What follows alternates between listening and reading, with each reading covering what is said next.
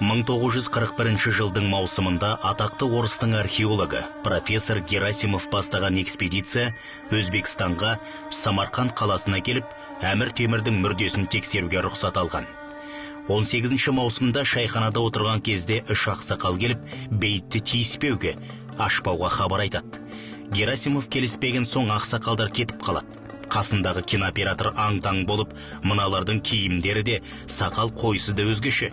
Бұл жердің ақсақалдар емес деп, артынан жүгіріп шықса, сол күйі олар таба алмайды. Және ешкім көрмеген екен ол ақсақалдарды. Осындай тылсым оқиға болады. 1941 жылдың 20 маусымында таң ата Темірланның мүрдесі жатқан мавзолейге кіреді. Тақта тасында былай деп жазылған екен: ашпаңдар, ашсаңдар соғыс өрті лаулайды деп.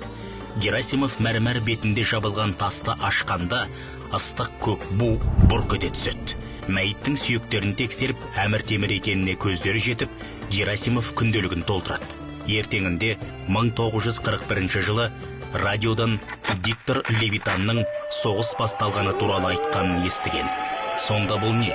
Кездейсоқтық па, әлде шындық па? Фашистердің басып кіруі бәрін ұмыттырды.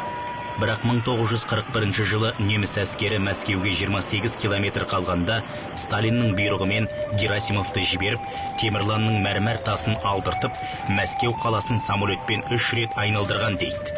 Немістердің тоқтауы да, бір қызығы дәл фашистерді тоқтатуға да Азиядан келген 316 атқыштар дивизиясының қорғауы бостан бос емес. Міне, тылсым дүние. Ешмағамбетов, Бауыржан Сатыбалдыұлы. Білгенге маржан.